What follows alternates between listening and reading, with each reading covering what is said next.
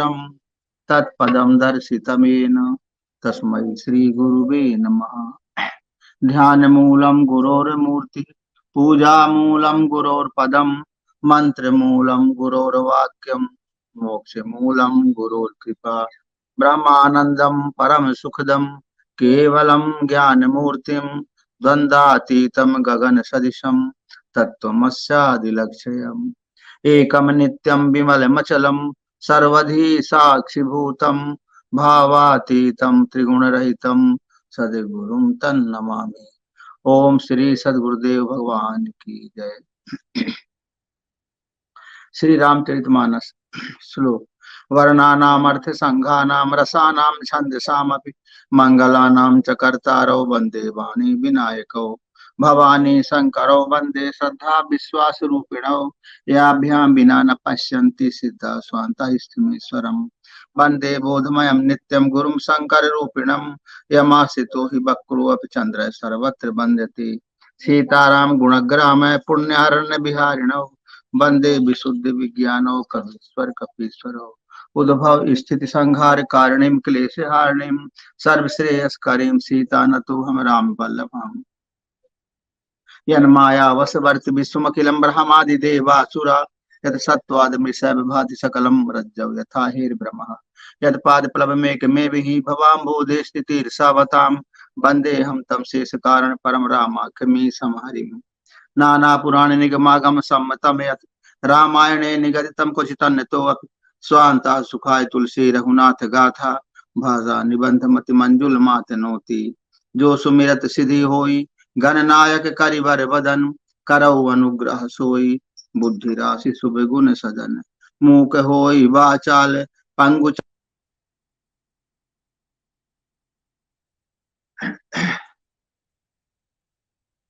तो हम लोग पढ़ रहे हैं श्री रामचरितमानस अयोध्या कांड दोहा नंबर 100।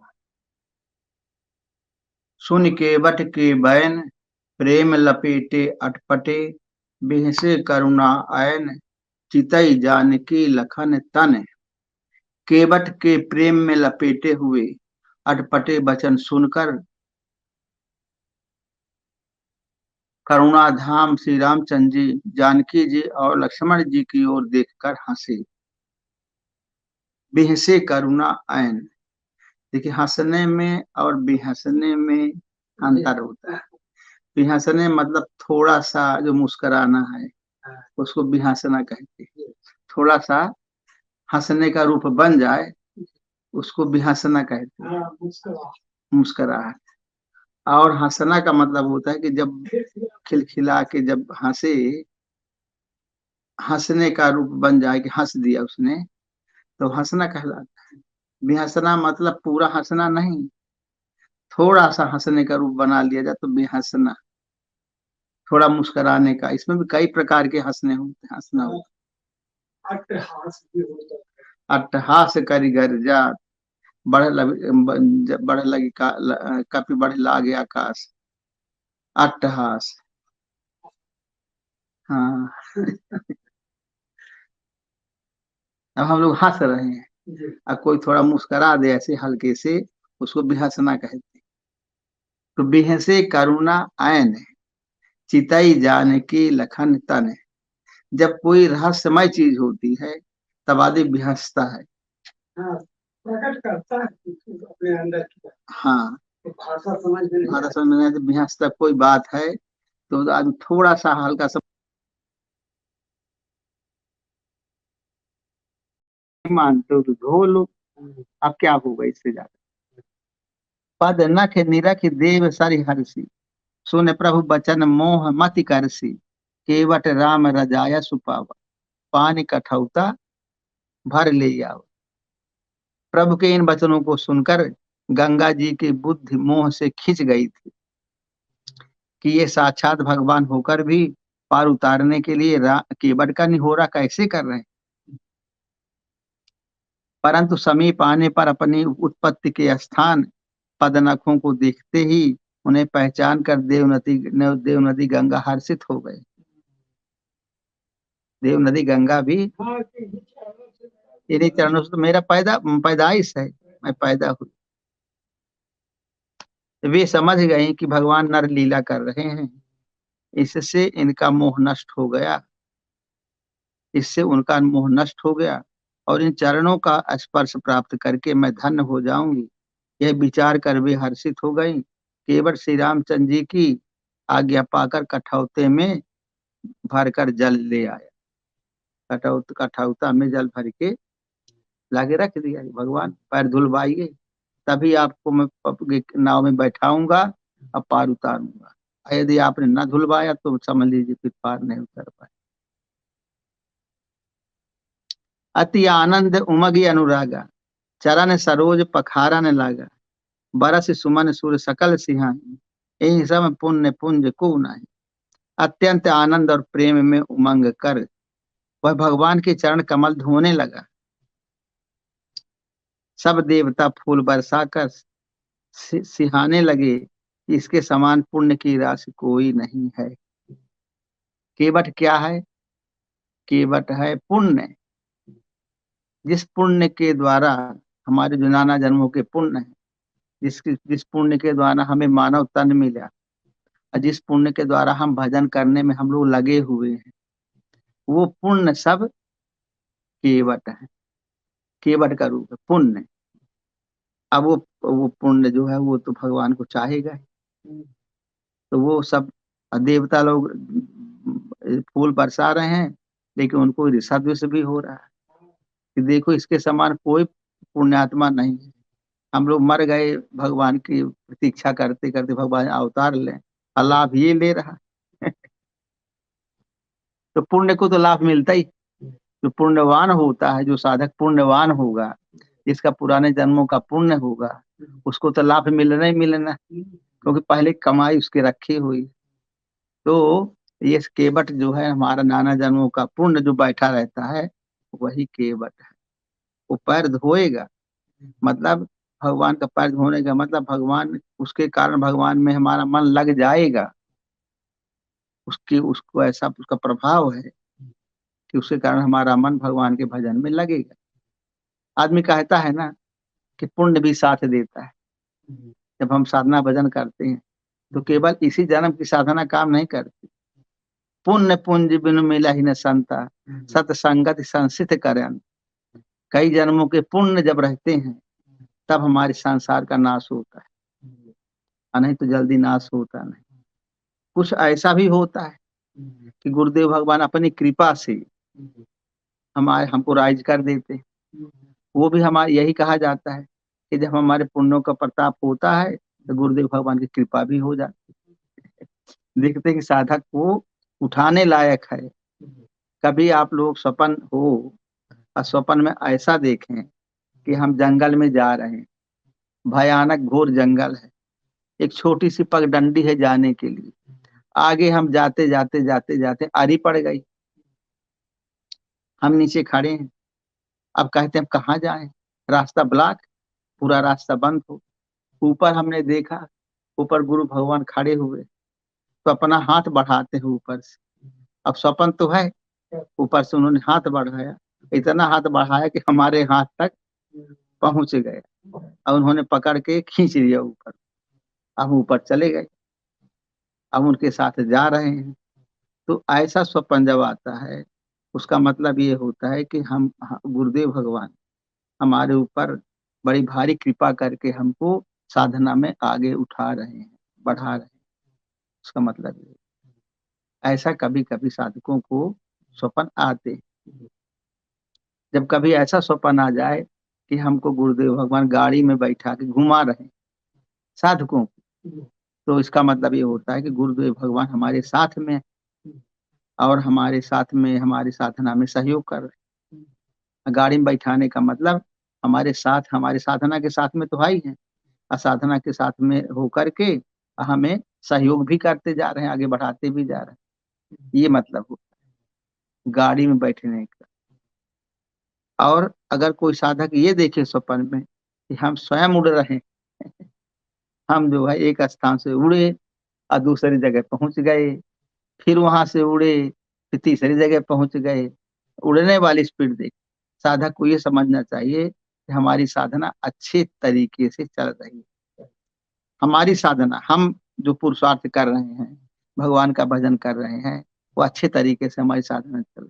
ऐसे साधकों को इंडिकेशन, उसके रूप अलग अलग तरीकों से साधकों को आते रहते हैं। तो साधकों को सब पता चलता रहता है कि ये साधना हमारी कैसी चल रही है। भगवान के बताने का यही तरीका है। भगवान ऐसे खड़े होकर तो आगे बोलेंगे दुआरे में खड़े होकर कि मैं आ गया। भगवान ऐसे ही साधकों को बताते। कहीं आपको ऐसा दिखे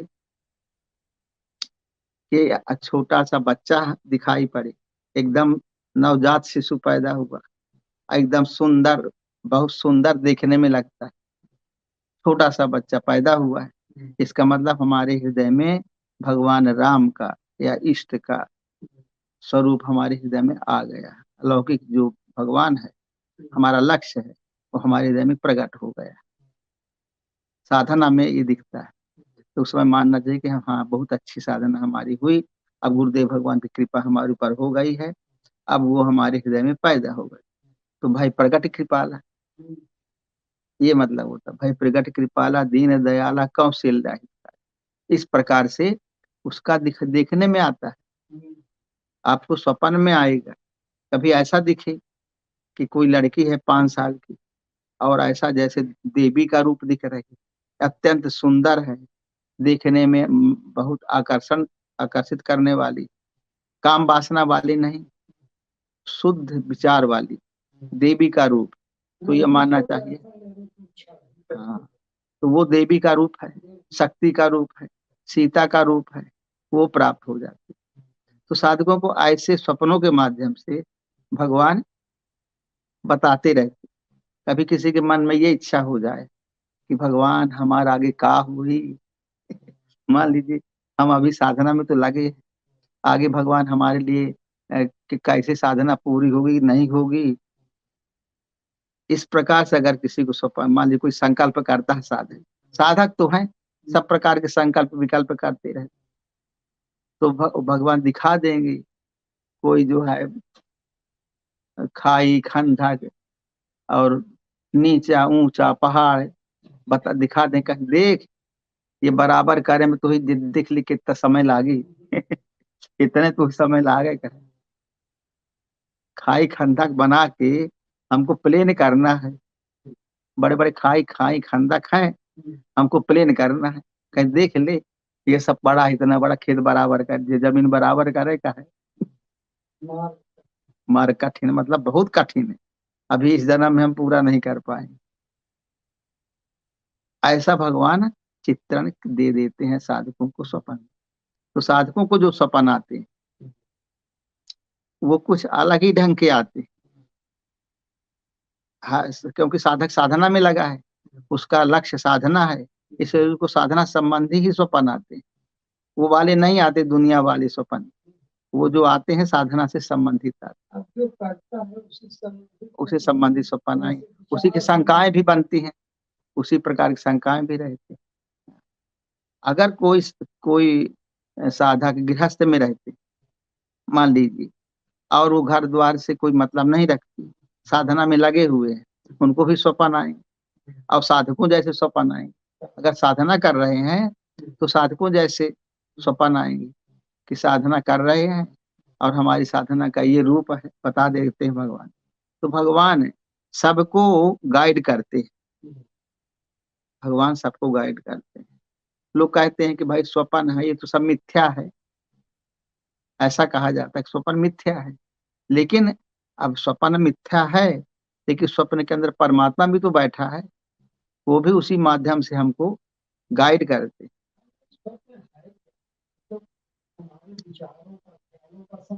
संसार है और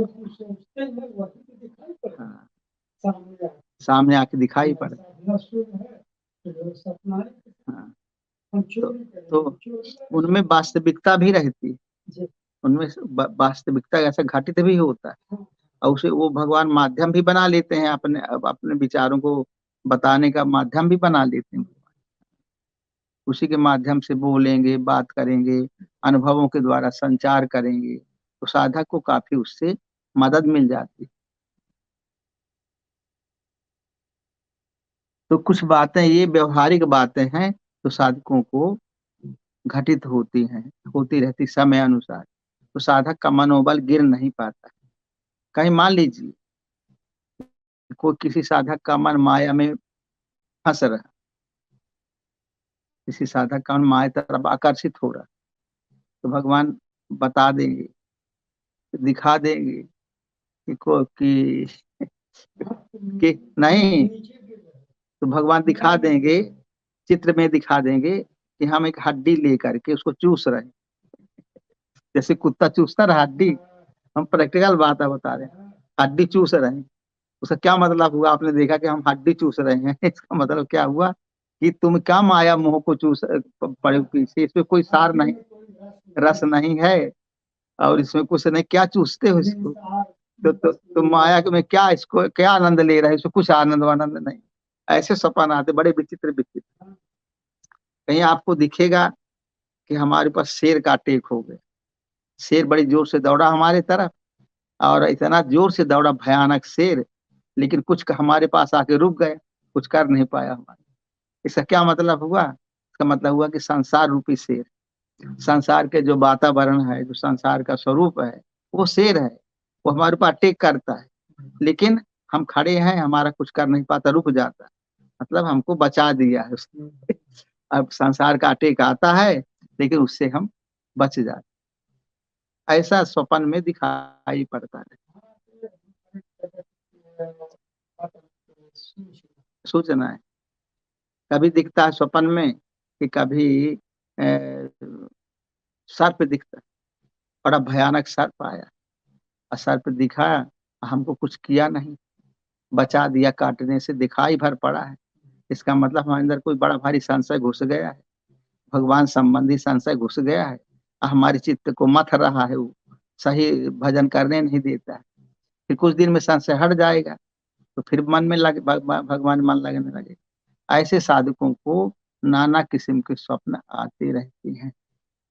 अब ये तो भाई अपना अपना अलग अलग है, हर साधक के लिए अलग अलग स्वप्न आए। कभी आपको दिखाई पड़े लहलहाती हुई खेती दिखाई पड़ेगी, खेत लहलहाते हुए बढ़िया खेती, जैसे आजकल नहीं खेती अभी, ले हरी हरी खेती, इसका मतलब कि अब बहुत अच्छा हमारा साधना चल रहा है। खेती मतलब अच्छी है, भरपूर खेती है, बढ़िया बाली निकल निकली है, और बढ़िया खेत है हरे हरे, तो अच्छा दिखाई, साधना अच्छी है हमारी चल रही, ये मतलब। कभी दिखाई पड़ा कि पके आम लगे, पके आम अनुराग हमारा पक गया है, भगवान के भजन में अब अनुराग पक गया, बुढ़ा हो गया, अरे यार भगवान का भजन कौन करे, बहुत दिन हो गए करते करते, बहुत दिन हो गया, अब करने का मन नहीं है, अब लगता है कि बैठे बैठे रहे, बड़े खाए पिए सोए जागे, और ज्यादा कुछ करने की हिम्मत नहीं है। तो क्या दिखेगा? आम पक गए, तो अनुराग, अनुराग मतलब भगवान के प्रति प्रेम नहीं रह गया, कम हो गया है, तो फिर ऐसा दिखाई दृश्य आने लगे। तो जो साधक लोग जो इसमें निरंतर लगे रहते हैं, उनको सब ज्ञान होता रहता है, हर चीज का, हर स्टेप का, अंदर है अंदर से सब भगवान उसको गाइड करते रहते हैं। अगर मान लीजिए कोई साधक काफी इच्छुक है, भगवान के भजन में काफी रत है, लगा हुआ है, और उसको सोचता है मन में कि मैं कैसे भजन करूं, हमको भगवान कुछ बताते नहीं, कैसे मैं, कितनी स्पीड से मैं, कैसी स्पीड हो, और कैसे मुझे भगवान के भजन में आगे प्रगति हो जाए, मन में इच्छा है, लेकिन क्या बताऊं, कोई गाइड नहीं, गाइडेंस नहीं। गुरु भगवान समझाते हैं, लेकिन सबको समझाते हैं, अब मेरे लिए क्या करना होगा? तो भगवान जो है ध्यान की अवस्था में ही बता देंगे कि तुम 3 बजे उठो, 3 बजे उठ के भगवान भजन में लग जाओ। अब वो सोचता है कि भगवान 3 बजे उठेंगे तो क्या होगा, अब तो हमको 3 बजे उठने को, मैं तो भाई नहीं उठूंगा। तो अब वो भगवान कहते कि उठो, लगो, तुमको साधना करनी है ना, भगवान का भजन करना है ना, तो 3 बजे क्यों नहीं उठते हो? उठो, भगवान का भजन शुरू करो, और तुम्हारी प्रगति होगी। भगवान ने तो अपना गाइडेंस दे दिया, अपना तरीका बता दिया कि इस तरीके से तुम्हारी आगे वृद्धि होगी। लेकिन हमसे हम बेईमानी करते, आलस में घिरा है हमारा मन, तो भगवान 3 बजे उठते ही नहीं। अब 3 बजे नहीं उठेंगे, हम उठेंगे 5 बजे, तो ऐसे है ना। है संकेत मिले, हमारे लिए ऐसा ही हो गया कि हमको भगवान बोले 3 बजे उठो, भगवान में भजन में लगो। तो मैं 3 बजे उठूं कैसे? 3 बजे उठ जाओ, 4 बजे से ड्यूटी। तब फिर हम कह रहे तो फिर आप सब, हम 3:45 बजे उठ, अब भगवान बोले 3 बजे उठो, तो हम कहे 3 बजे उठेंगे तो फिर दिन भर सोते रहेंगे, नींद आती रहेगी। अब जो होगा सो देखा जाएगा, भगवान से प्रार्थना कर लेंगे, 3 बजे तो उठ नहीं सकते। भाई नींद खराब हो जाती है, रात भर जगना पड़ेगा। तो भगवान ऐसे बताते हैं सब। अब आपको पालन करना तो करिए। अब उनका तो आ गया वहां से मैसेज, संदेश आ गया कि ऐसा करोगे तो ऐसा होगा, अन्यथा तुम्हारा टाइम पीरियड फिर बढ़ता जाएगा। क्या होगा? और टाइम लगेगा। ज्यादा हम बेईमानी करेंगे तो 1 जन्म और लगेंगे, और ज्यादा बेईमानी करेंगे 2-4 जन्म और लग जाएंगे। वहां कुछ ऐसा थोड़ी है कि नियम की कि जो है तुमको अब समय ना लगेगा, टाइम बढ़ाते चले जाएंगे, टाइम बढ़ाते जाएंगे, हो गए। इस प्रकार से ये कथा चलती है। इसमें सब बहुत सारी बातें प्रैक्टिकल हैं, और बहुत सारी बातें थ्योरेटिकल हैं, व्यवहारिक हैं, कुछ प्रैक्टिकल हैं। साधकों को स्वयं करना पड़ेगा, स्वयं मेहनत करनी पड़ेगी। ये सब करते करते हम लोग कई जन्मों से करते हुए चले आ रहे हैं। जो आज प्रेम दिखाई पड़ता है, अट्रैक्शन दिखाई पड़ता है, इसमें कई जन्मों से हमारा प्रेम चला बना चला आ रहा है। उसी प्रेम के कारण हम लोग आ गए घर द्वार छोड़कर। और एक जन्म में आदमी आदमी को संसार भोगने में ही कितने जन्म लग जाएंगे, सही तो भोग करने। मनुष्य तन भले मिल गया है, कि मनुष्य तन मिलने के बाद भी कई जन्म उसको भगवान तक के रास्ते तक पहुंचने में लग जाएंगे। ये ऐसा विषय है, गंभीर विषय है। अब कितने लोग जो है भगवान का भजन करते हैं, कम से कम नहीं तो 4 से 10 लाख लोग भगवान का भजन करते हैं। अब बताइए कि कर रहे हैं, लेकिन अभी भगवान तक के रास्ते तक पहुंचने की हिम्मत नहीं। कितने बैरागी हैं, कितने सन्यासी हैं, कितने उदासी हैं, कितने का कौन है, कितने सब भगवान के भजन में लगे, और सब बराबर चल रहे हैं। ये कौन भगवान को प्राप्त करता है? ये विषय गंभीर है। जो सच्चा भक्त होगा वही प्राप्त करेगा, और जिसको भगवान सर्टिफिकेट दे देंगे वो माना जाएगा। मनुष्य तो सर्टिफिकेट देने में बड़ा होशियार, तुरंत तुरंत उसका काम सिद्ध हो गया तो उसको परमहंस महात्मा बना देता है, कहीं भगवान है। हमारे लिए तो भगवान है, मनुष्य बना देता है ना। और कोई गड़बड़ किया तब तो कहे अरे कुछ नहीं ऐसा यार, लोग कहा थे, लेकिन हम तो नहीं मानते, कुछ कुछ दम उम नहीं है, सब ऐसे होता कि नहीं होता। गृहस्थों में बड़े बड़े लोग कहते कि यार बेकार, आप कुछ उधर नहीं धरा हो, काहे दौड़ दौड़ जाते हो वहां। और जो जो जो समझते हैं वो अपना मानते। तो पब्लिक जो महात्मा बना भी देती है, गिरा भी देती है। ऐसा है पब्लिक का काम। भगवान अगर सर्टिफिकेट दे देते हैं तो वो सर्टिफिकेट सही होती है। तो जेह बन जाई रहा रघुराई, परन कुटी मैं करब सुहाई, तब मोहि कहा जस देव रजाई, सोई करिहँ रघुवीर दुहाई। हे रघुराज, जिस वन में आप जाकर रहेंगे